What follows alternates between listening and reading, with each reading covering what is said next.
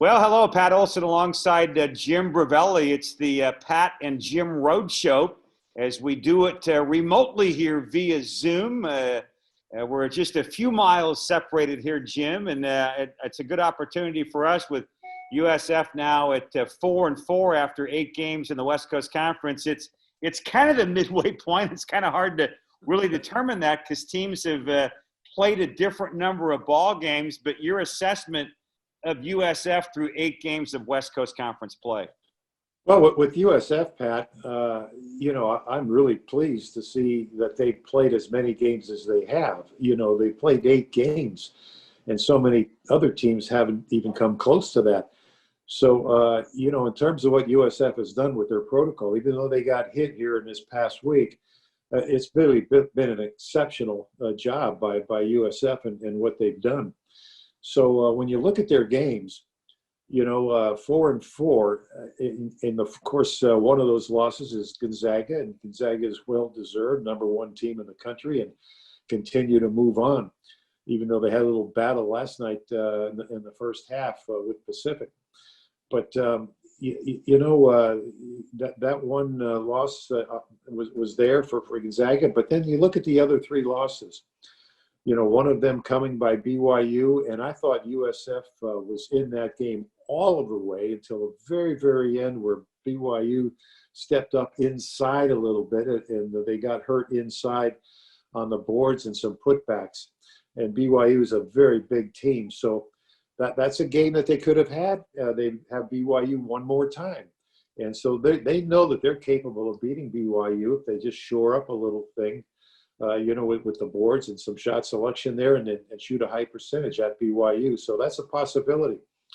The second loss, of course, was at LMU. And there's another game that they could have very well had, all the way down to the end. And, and everything has to go right when they're close games in conference play. You've got to make sure that you don't give up the easy ones. You got to make sure you don't turn the ball over. You maybe the officials call it a critical time down the stretch.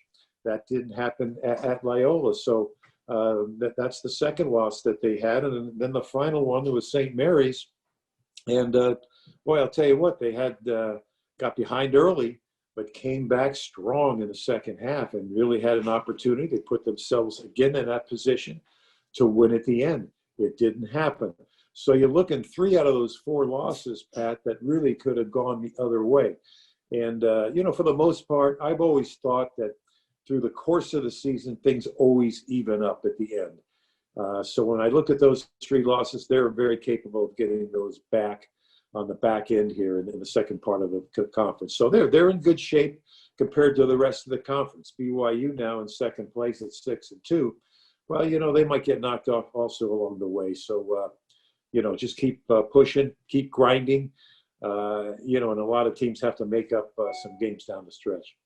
Jim, you alluded to USF being in the COVID pause here.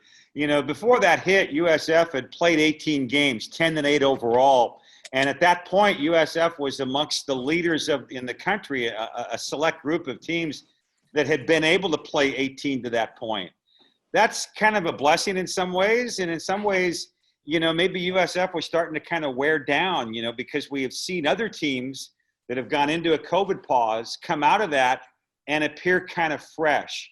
Do you think that maybe this was an opportune time? Even though USF has some guys sick, obviously, with COVID, the team can get healthy. They can get into like a little bit mini training camp and use this time to kind of refresh. You think that's a possibility for this USF team?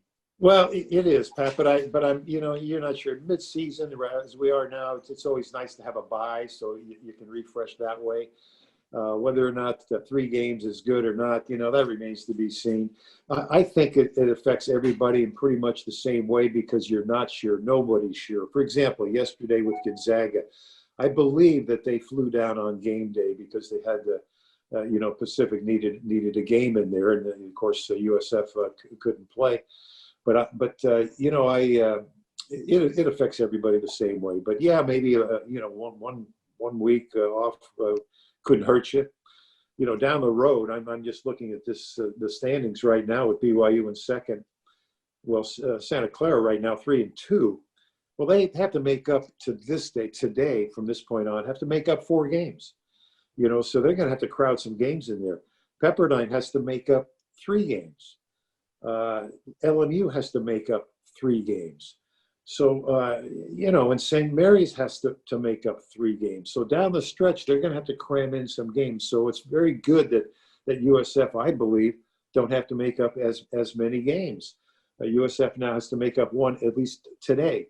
They'll have to make up more down the stretch here because they missed a couple games. But it's going to affect everybody the same way. Really, it's unsure, and more things can happen here from down the road to the end. So it's all up in the air. In fact, Pat, how about the conference tournament? What do we know about the conference tournament? If only some teams can play 5 games and other teams are playing 12 games, I mean, how do you seed teams? You just don't know. And it's going to be up in the air all the way until that period of time. And there's going to have to be made some adjustments made here. Yeah, I think there certainly will be some adjustments with how teams are seeded heading to the conference tournament, given that teams could have played a different number of ball games. Jim, the next game for USF is against Pepperdine, the Waves. This is a team USF obviously needs to beat if it wants to finish in the upper tier of the West Coast Conference. Preview the matchup with Pepperdine. It's a Wednesday midday game at 2 p.m. tip-off. We'll, of course, have the broadcast on KNBR 1050. Dons and Waves, give us a look at that. Well, Pepperdine's a very talented team, and you got to be ready to play because they are very skilled. They got an all-league point guard in Ross, and all-league player in Edwards at the forward position. They've got good size in there, and they really skilled, and they can run the floor. They can make plays offensively. They shoot it well. Very skilled. So you've got to be prepared and ready to go defensively to shut down some of their skilled players. And it's going to be a tough game. Pepperdine is probably the next best team to USF and BYU fighting for that again. They're 3-3. Pepperdine, USF 4-4. To get up there to that second place position with BYU, you're gonna have to knock off some teams here down the stretch, and USF's got to start doing that right here at home, starting with Pepperdine. Jim, final comment from you. You alluded to USF, 4 wins, 4 losses in the West Coast Conference. It's kind of been a situation where USF wins a game, loses a game, win, lose. What does USF have to do to get on a little bit of a roll here coming down the stretch to start to reel off some consecutive wins? Well, I'll tell you what, well, play well and be consistent. That's for sure. But, I was looking at the games they have left, 8 games left, right? How many of those can you play or are playable because of COVID?